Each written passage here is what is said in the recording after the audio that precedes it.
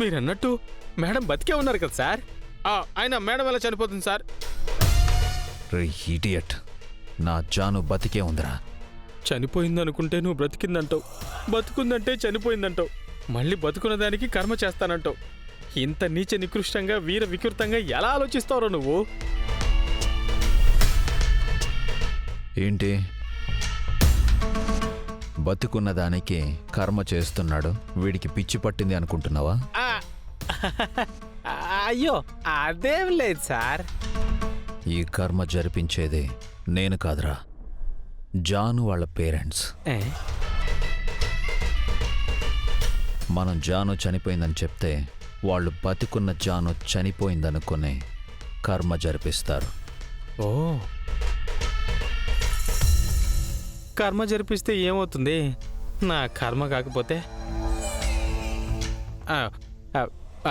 Madam చనిపోయిందని మనం కర్మ జరిపిస్తే ఏమవుతుంది సార్? జానుకి తన అమ్మా నాన్నలంటే ప్రాణం. అలా ప్రాణంగా ప్రేమించే పేరెంట్స్ తన ప్రాణం పోయిందని నమ్మి కర్మ జరిపిస్తున్నారని తెలిస్తే తను తట్టుకోలేదు.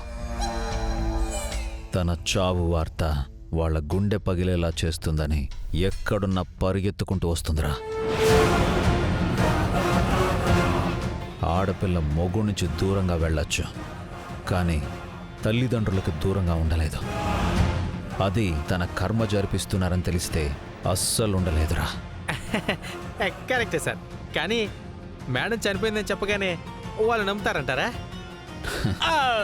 నమ్మాలి, నమ్మించాలి, ఓకే సార్, నమ్మేలా చెయ్యాలి. ఎందుకంటే నాకు నా జాను కావాలి. జాను, వస్తావు, మీ పేరెంట్స్ కోసమైనా వస్తావు, అది నాకు తెలుసు.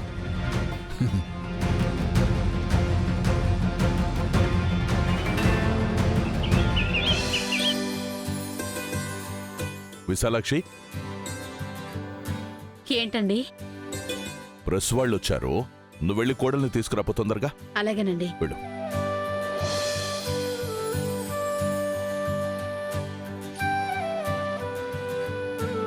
నమస్కారం సార్. నమస్కారం. ఏంటి సార్ సడన్ గా ప్రెస్ మీట్ని పిలిచారు? తినబోతూ రుచెందుకు, కొంతసేపు ఆగండి, మీకే తెలుస్తుంది.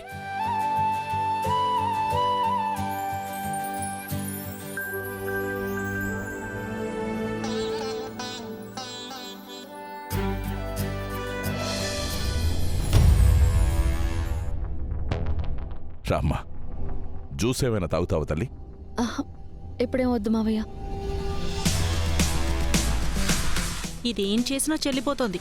అప్పుడు ఎమ్మెల్యే టికెట్ వచ్చిందని నెత్తిన పెట్టుకున్నారు, ఇప్పుడేమో ఆ టికెట్ వదులుకుంటోందని రాచమర్యాదలు చేస్తున్నారు. చుట్టున్నమ్మా ఏ కొప్పు పెట్టినా బాగుంటుందంటే ఇదేనేమో నీలిమా. ఆడన్న దాంట్లో తప్పే ఉంది. అది ఎలాంటిదైనా అవ్వచ్చు, అదంటే మనకి అసహ్యం కావచ్చు, కానీ దానివల్ల ఇంటికి ఫలితం ఉంది. స్వయం కృషితో సంపాదించుకుని ఎమ్మెల్యే టికెట్ తెచ్చుకుంది. ఇప్పుడు అది వదులుకుని వాళ్ల మామగారిని ఎమ్మెల్యే చేయబోతుంది. మరి నువ్వు దానిలాగా కనీసం ఈ ఇంటికి ఒక వారసును కూడా ఇవ్వలేకపోతున్నావు. అమ్మ నిన్ను వారసుడిని ఇవ్వమని అడిగితే నన్నలా కోపంగా చూస్తావేంటి?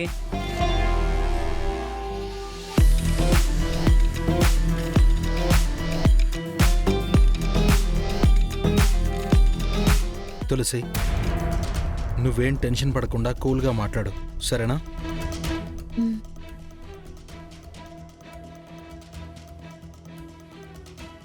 అందరికీ నమస్కారం. ఎలక్షన్స్ వస్తే వెళ్ళి ఓటేయడం తప్ప రాజకీయాల్లో ఓనమాలు కూడా తెలియని నాకు పార్టీ అధిష్టానం ఎమ్మెల్యే టికెట్ ఇచ్చింది. అందుకు కృతజ్ఞతలు.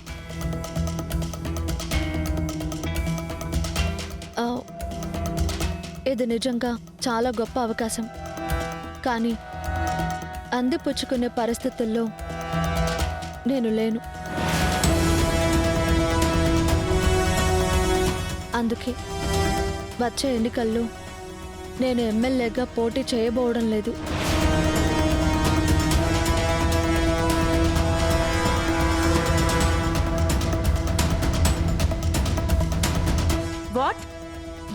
మీరనేది? మీరు విన్నది నిజమే.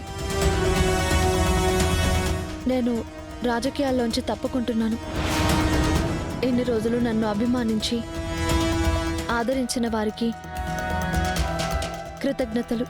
సడన్ గా ఇలా డ్రాప్ అవుతున్నారేంటి? తప్పుకోమని ఎవరైనా ఒత్తిడి చేశారా?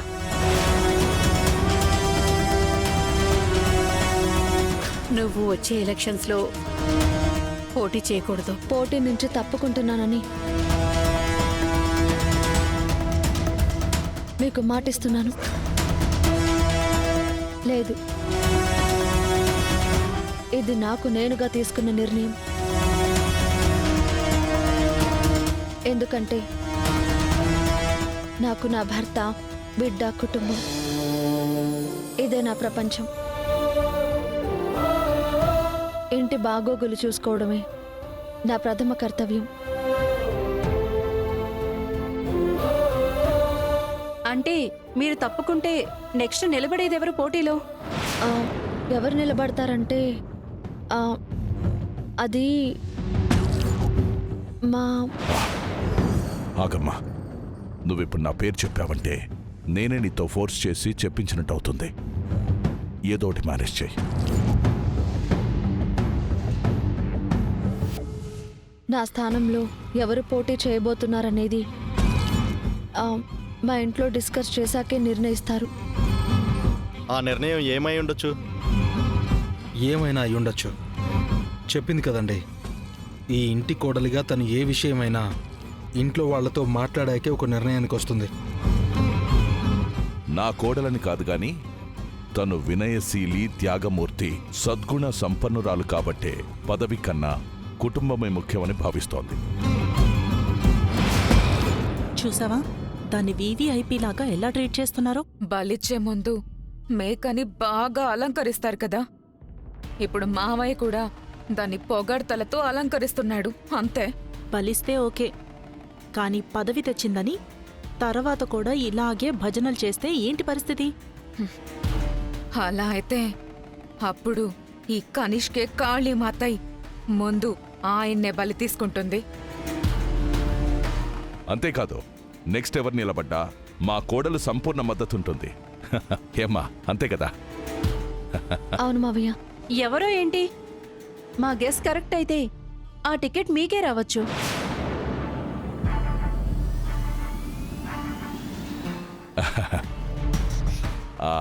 అది అప్పుడే ఎందుకు మాట్లాడుకోవడం? అధికారిక ప్రకటన వస్తుంది కదా. కానీ ఒక్కటి మాత్రం నిజం, ఆ దేవుడి ఆశీస్సులున్నాయి కాబట్టే అంతా మీరనుకున్నట్టే జరుగుతోంది. మీరంతా వచ్చినందుకు ధన్యవాదాలు. సరే అండి, వస్తాము. మంచిది. వస్తాం సార్.